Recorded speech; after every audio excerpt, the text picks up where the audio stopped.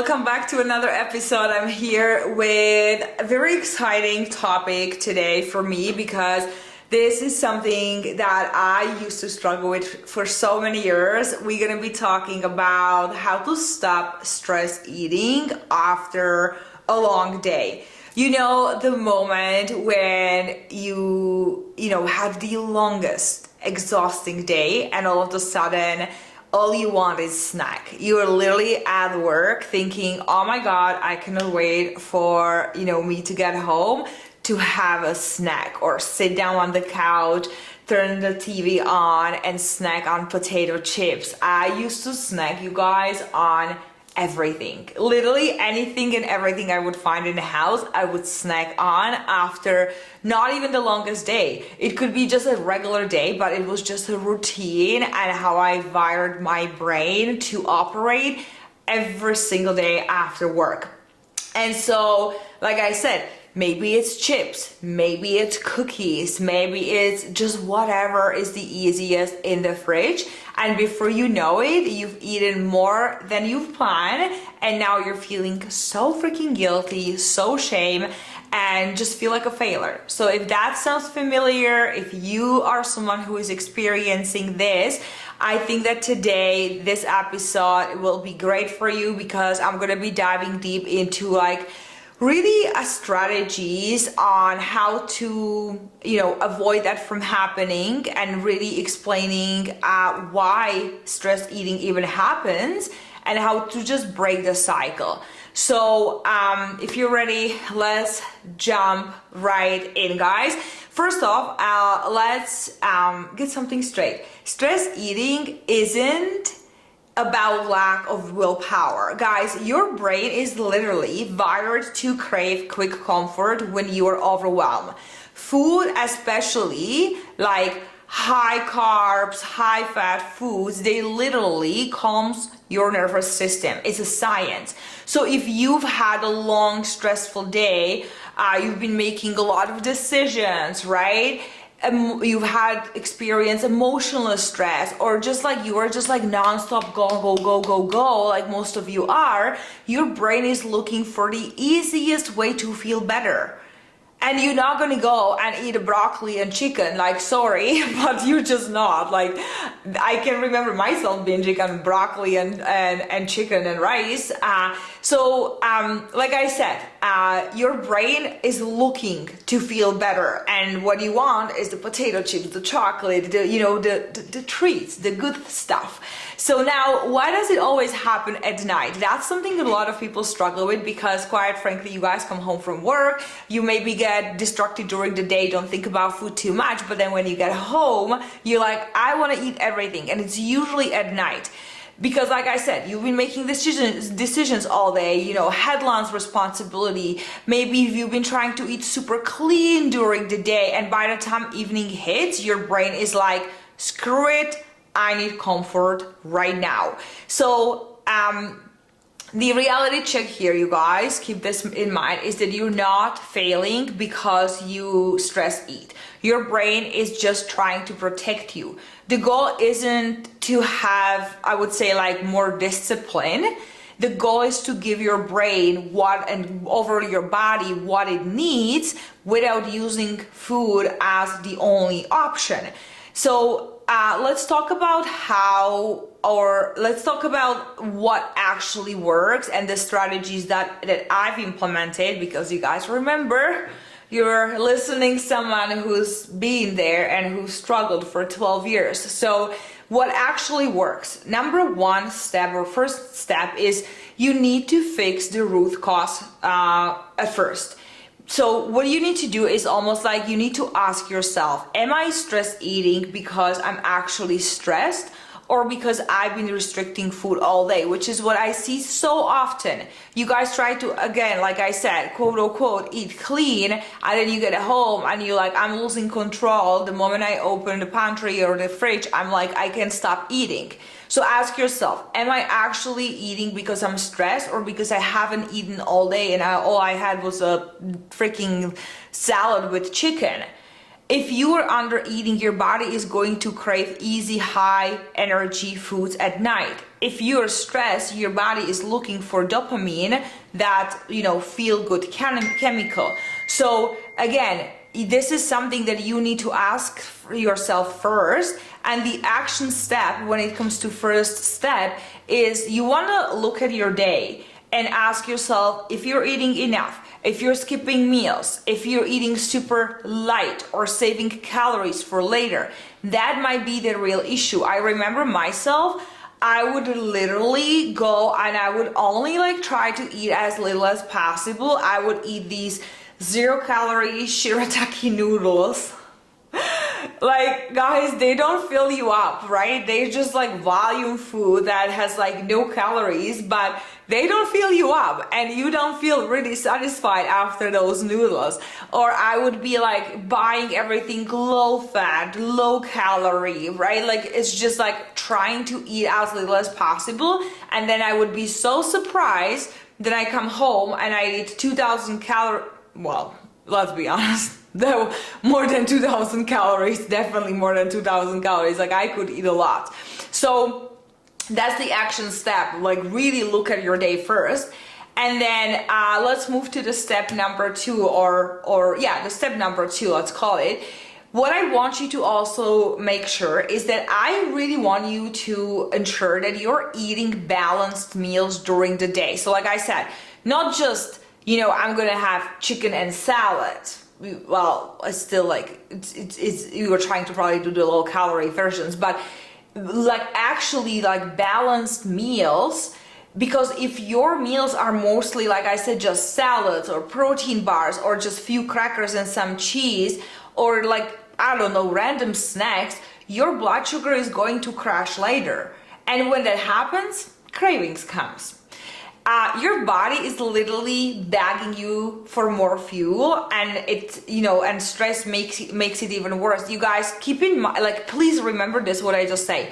Your body is smarter than you. I know that sometimes we feel we need or we want to be smarter and we can kind of work things around, but your body is way smarter than you. So you can't, you're gonna fail, you're gonna lose, your body's gonna win over you because your body's been put on this earth to survive no matter what. Your body doesn't know you want to have six-pack. Your body doesn't know that you need to lose weight because summer is I don't know how many weeks. Your body does not care. Your body is just here to make sure you survive no matter what. So if you're not eating, your body's going to start sending you signals. Hey, I'm hungry, I'm hungry, I'm hungry. And next thing you know, you're binging on 3, 4, 5,000 calories at night. So again, make sure you're eating balanced meals. Balanced meal has a lean protein, healthy fats, and fiber, carbohydrates. All these 3 components needs to be in your meals. I've done an episode, so if you go back to my podcast, there is an episode about how to balance your plate. So go watch that one because that one is awesome and really explains how your meals should look like. So when I say balanced meals, you actually know what the hell I'm talking about. So go and watch or listen to it. I also have it on YouTube. But the action steps, again, make sure protein, carbs, and fats. When you look at your plate, you want to have all these 3 components on your plate. No light meals, they will leave you starving hours later or even 30 minutes later, and you're going to fail. You're going to binge. Step number 3, I want you to really identify your stress eating triggers. This is something that I have to dive into. I needed to understand what is happening in my body when I was so good all day. I was a good girl. I wasn't eating, any bad foods during the day. And then I came home and that's when all that always happened. So again, you want to identify your stress eating triggers. Stress eating isn't random. You guys, there's always a trigger. Maybe it's the work stress. Maybe it's feeling overwhelmed at home. Maybe it's just a pure exhaustion. Maybe you just feel exhausted mentally, physically. Whatever it is, you need to recognize it so you can stop reacting automatically. And the action steps on how to actually do it is that next time you like reach for that food, when you stress like the food that you like, okay, I shouldn't really be eating this, you want to pause. And I know this is the hardest part, because when someone told me that years ago, I was like, I'm not gonna be pausing, like I wanna eat this chocolate right now. But no, you need to pause and you wanna ask yourself, what just happened that made me want to eat this? Like sometimes like I open a cupboard even now, and like sometimes like, I think it happened like last week, I don't know, there was something, someone got me mad or something, I can remember, and I went to a kitchen, and after I finished my regular like meal, I think it was after lunch, I literally was like snooping around. I was like, oh, like I want something sweet. And then I paused. I was like, why are you doing this? Like, what is actually happening? And I've recognized over the last few years that every time I'm a little bit like stressed, like work stressed, I tend to go and eat, because I need that good feeling that's coming from the food that I'm eating to kind of calm myself down. And because I've already identified that trigger, I can actually stop it from happening most of the time. Most of the time, let's be honest, I'm not perfect, okay? But most of the time, I definitely can stop it from happening. So you need to do the same thing, because stress eating isn't the problem. It's the solution your brain has learned. And those are the two different things. If you don't have other ways to handle stress, food will always be the default. And your job is replace the habit with something else. Do you know what my habit is? You're gonna laugh, but it's cleaning. I love cleaning so much. Or I actually do more steps on my walking pad and just get distracted with like talking to my clients, respond to their messages, or just like create a new content. And next thing you know, I drink some more water and I was like, okay, I'm good. I don't need to snack on chocolate. So I've just learned how to do this, but it's because I was like, I've been really intentional with understanding what is happening in my body over the last few years. So the action step is, I want you to write down like, let's say 3 to 5 things you can do instead of eating when you feel stressed. Like it could be quick walk, 5 minutes. It could be taking a deep breath and stretching.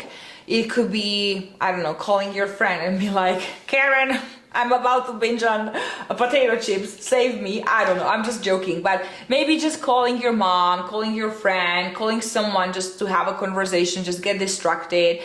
One of the good things is also journaling or brain dumping thoughts. So grab a journal and maybe journal about like what is actually happening. Like why am I about to go and binge on thousands of calories? Or any like fun distractions, whether it's like watching a show, which I personally, watching the show gets me actually in the mood of like, I want to eat, because when I sit down and put my feet up, which doesn't happen often, I just feel like this is where I want to eat, because it's just connected, like it's linked to the relaxations and just like having like, you know, just like sitting on the couch and just like, I'm chilling, give me some food that I can eat. So that's usually not what I would do, but maybe you can find some other things to do just to distract yourself. The key point here is that the goal isn't to avoid eating, excuse me, it's to give your brain like a new way to decompress. That's really it. That's really it. So the step number 5 that I have for you is that I want you to build a stress relief routine before the cravings hit. So most stress eating happens because, like you said, like you get home and you feel overwhelmed, exhausted, mentally drained. If you don't have the wind down routine, food is going to fill that gap. Always, always. Like I said, your body is smarter than you. Don't try to trick it, okay? Your body is way smarter than you. So the action step on how to actually do this is, before you get even home, I want you to ask yourself, how do I want to feel tonight? You want to set up like, you know, anything like intentional, like post-workout or pre-workout dinner routine. You want to change into, I don't know, comfy clothes. You want to make a cup of tea. I don't know, play music or do something to signal work mode is off. You want to do that. And the key is to break the cycle before you end up in the kitchen, starting, you know, staring into the fridge, wanting to eat all of that. So So that's kind of like the strategy for me. I used to like come home from work, and because like I lived for so long by myself in Canada, I would just feel like every time I would come home, I felt like this like lonely feeling, and food was the only thing I had. So that's when I struggled with food for so many years, because food is what was my best friend and enemy at the same time. So I started to break this cycle, knowing that hey, there was a pattern, you guys. I would come home from work, and then I would like grab my stuff and I would go work out, and then after workout, that's where I ended up binging, because I all of a sudden was home by myself, felt lonely, emotional, and food was my best friend until it wasn't. So I needed to break the cycle. So I started like, occupating myself and my brain with different things just to get out of the regular cycle that was repeating and causing me to struggle with this. Step number 6 is that if you are going to eat, I want you to really do it without the guilt if it happens. Listen, you guys, sometimes food is the comfort that you need, and that's okay. As long as it doesn't happen every single day and then you feel guilty and it affects your mental health. The problem isn't the eating.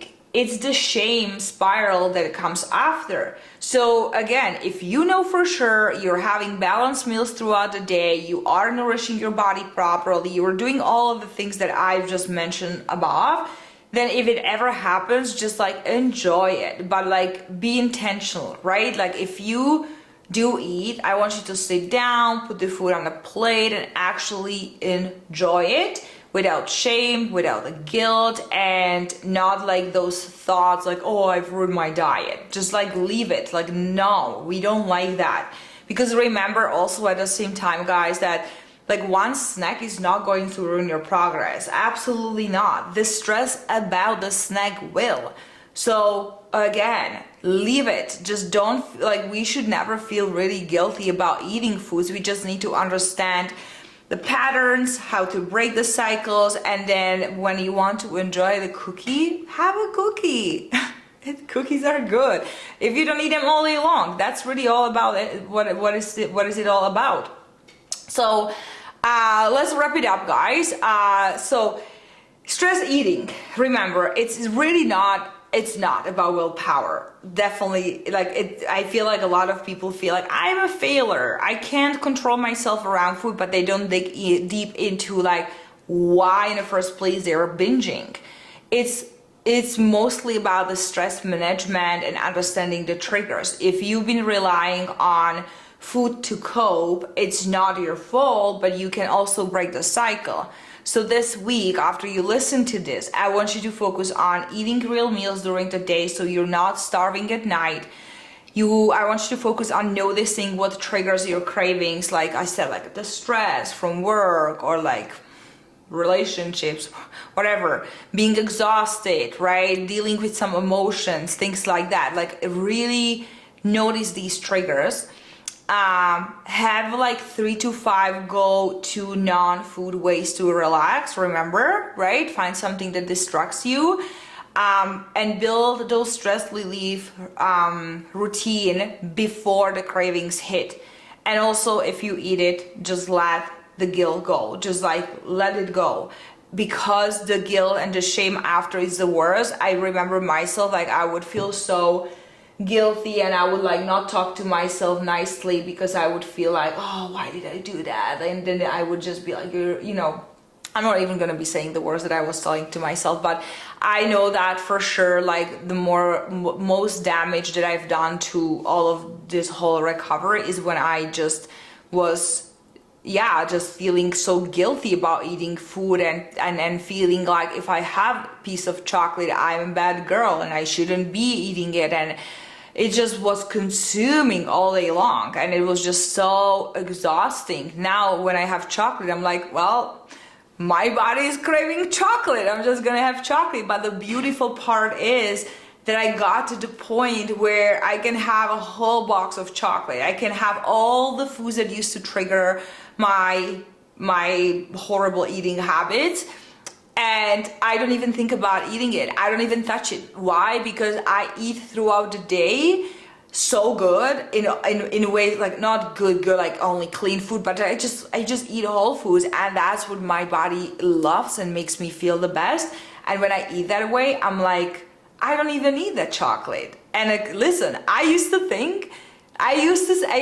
say that I'm addicted to chocolate, and at some point I would like, oh, I need Kit Kat. Kit Kat, I need it every single day after lunch. No, I don't. It's because I wasn't eating properly. So my body was craving that comfort food, that the food that makes me good. And it was Kit Kat. Of course it wasn't broccoli and chicken. Like, no one binges on broccoli and chicken, okay? So anyway, guys, I love you. Thank you for spending another episode here with me. If you find this valuable, share this with your friend. Please, as always, I always ask at the end of each episode, in case that you're new here and you listen, I appreciate you. It honestly means the world to me that you're spending 20 to 30 minutes listening to me. And yeah, if you found this valuable, share this with someone. Share it, spread the word. Have the best day of your freaking life, and I'm talk to you sometimes. I always have to say something wrong at the single episode. I have to say something that does make no sense, or my English just doesn't sounds good. But anyway, have the best day, guys, and I'm going to talk to you soon. Bye.